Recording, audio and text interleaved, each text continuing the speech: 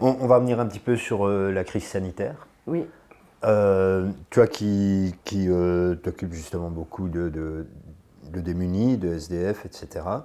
Alors moi, lors du premier confinement, lorsque les rues étaient vides, une chose m'a sauté aux yeux, c'est que j'ai eu l'impression que les SDF étaient les oubliés du confinement. Totalement.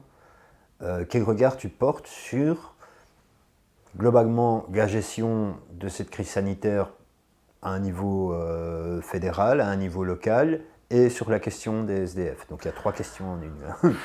En fait, moi, très vite, très vite, bon, d'abord j'ai eu le Covid, le 13 mars. Donc, Ah ouais, je suis dans les en pionniers. avant-première. Ouais, ouais. Donc j'étais malade, donc j'étais chez moi, enfin voilà. Et en fait, très vite, j'ai gueulé, parce que les sans-abri, mais pas que les sans-abri, euh,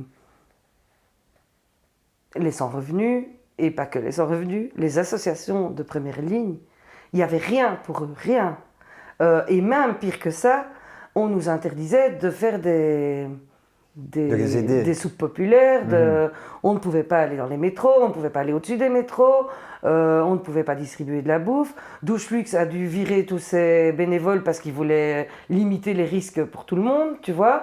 Doucheflux, pendant des mois, a travaillé avec des essuies de cuisine sur le nez, Ah oui, quoi. parce qu'il n'y avait pas de Il n'y avait masque. pas de Ouais. masque. Ouais. Et alors, moi, j'ai dû expliquer à des politiques que dans les conditions sanitaires, on ne pouvait pas nourrir les gens dans une salle. Hein. Je dis, mais vous savez que les abris de jour ferment. Ah, mais pourquoi ils ferment? Je dis, mais parce que comment veux-tu mettre 20 personnes à 1,50 m de distance dans la salle de cette association? Et en fait, le politique, il n'avait rien compris. Et il y avait des gens à la rue qui ne savaient même pas qu'il y avait un virus et que c'est pour ça que les rues étaient désertes, quoi. C'est ahurissant, en fait. Et en fait, il a fallu désobéir pour nourrir des gens, quoi. Il a fallu dire, on demandait les autorisations, on demandait les autorisations et on les avait pas, quoi. Et puis, petit à petit, ça s'est centralisé. Ils ont réquisitionné des hôtels.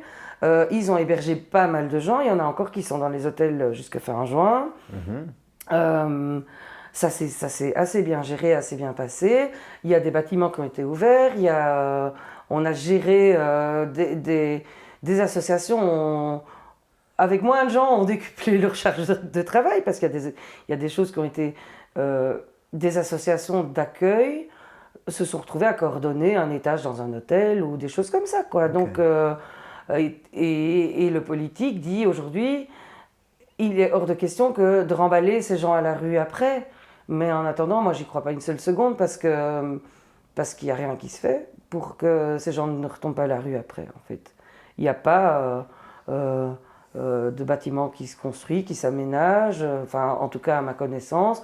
On n'est pas en train de faire du housing first pour le moment avec des gens qui sont logés à l'hôtel. Et donc, quoi, les hôtels, un jour, ils vont reprendre leurs droits et ces gens-là vont se retrouver à la rue, je pense. En tout cas, beaucoup. Surtout quand on voit que ça augmente, que le Covid crée encore plus de misère, que les artistes en sont à perdre leur logement parce qu'ils ne savent plus le payer, ils ne savent plus payer leurs charges. Voilà,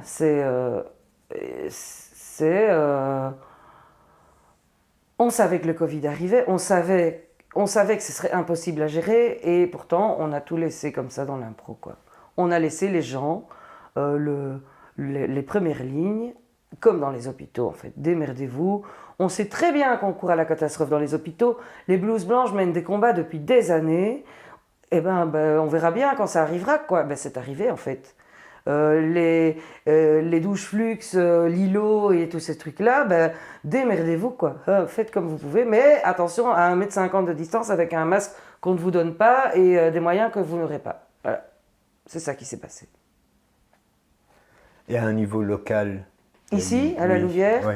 Ben, je pense que Stéphane Mancy en parlerait beaucoup mieux que moi.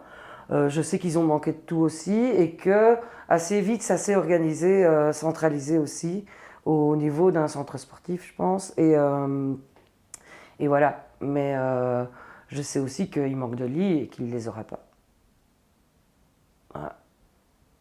Et je sais aussi que les banques alimentaires ont demandé en octobre, je pense, des aides, parce que les fils, moi je les vois, hein, c'est près de chez moi, les fils, elles s'allongent. Pas besoin de vous excuser. Je me suis excusée. Ah. Enfin bref. Et les banques alimentaires ont demandé de l'aide, on leur a dit oui, oui, c'est prévu dans X temps, et je ne suis pas sûre qu'elles aient eu l'aide, quoi. Et donc,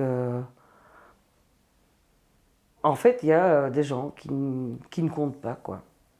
Mais comme les jeunes n'ont pas compté, mais à un autre niveau, tu vois. Mais les jeunes, il a fallu qu'on ait les premiers signes de peut-être psychose pour que, enfin, des dirigeants politiques disent ah ben oui, en fait, c'est dur psychologiquement, tu vois.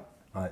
Et c'est maintenant qu'ils commencent à le dire. Hein. Ça fait 1 an que quand même tout le secteur jeunesse dit eh, les gars, attention, les jeunes, ça va pas, quoi. Tu parles des étudiants Des étudiants, des étudiants du secondaire, des enfants, enfin c'est dur, quoi.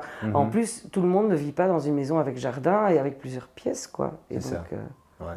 c'est terrible, en fait. Ouais, notamment à Bruxelles, lors du premier confinement. C'est terrible. Je voyais beaucoup de gens qui râlaient de ces gens qui ne respectaient pas le confinement, comment mais ils savent ce que c'est que de vivre à 7 dans un appartement dans une famille à 2 chambres. où tu as genre 3 enfants, un PC et tout le monde doit suivre des cours et il y a le petit qui pleure. Enfin, les gens ne réalisent pas ce que c'est horrible, c'est impossible de ne pas s'entretuer si on ne peut pas aller faire un tour dehors, quoi. C'est clair. Ouais. Enfin voilà. Et comment est-ce que tu vois l'avenir concernant cette crise ? Est-ce qu'on va bientôt en sortir Moi, j'espère surtout que quand on va en sortir, on va bien veiller à lever toutes les mesures. Et je pense que ce sera un combat à mener. Je pense on a perdu des libertés et qu'on doit absolument les récupérer après. Donc ta crainte, c'est qu'on se serve du Covid pour maintenir certaines mesures qu'on a mises en place. Oui. Ouais. Et ma crainte aussi, c'est que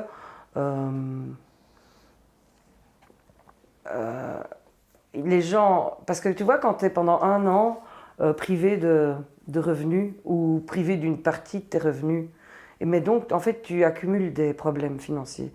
Et donc, ça devient des montagnes. En 1 an, ça peut devenir...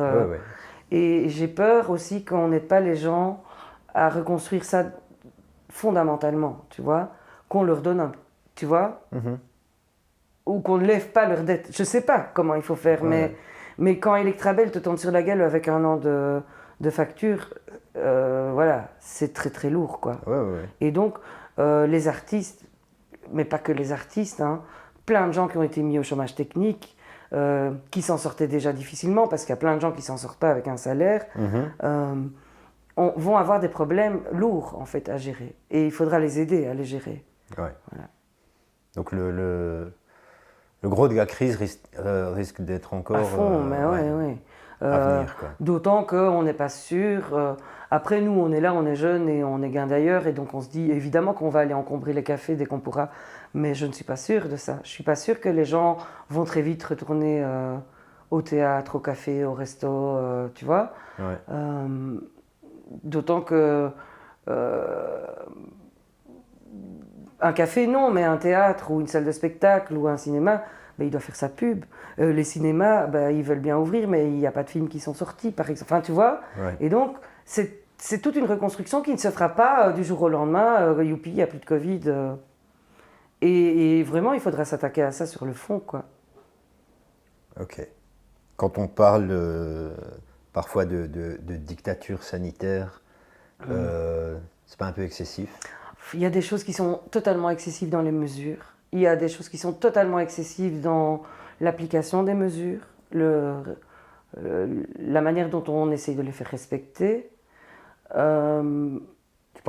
parles des amendes, par exemple ? Je parle des amendes qui sont totalement injustes. Enfin, tu vois, mais ça, c'est comme toutes les amendes, c'est comme toutes les taxes. Quand t'as pas de revenus, payer 250 balles, c'est très lourd. Quand tu es riche, payer 250 balles, c'est rien du tout. Enfin, tu vois, voilà. Pour moi, les couvre-feux, c'est un truc mais ahurissant. On ne doit pas faire. D'autant que ça ne se justifie pas d'un point de vue sanitaire.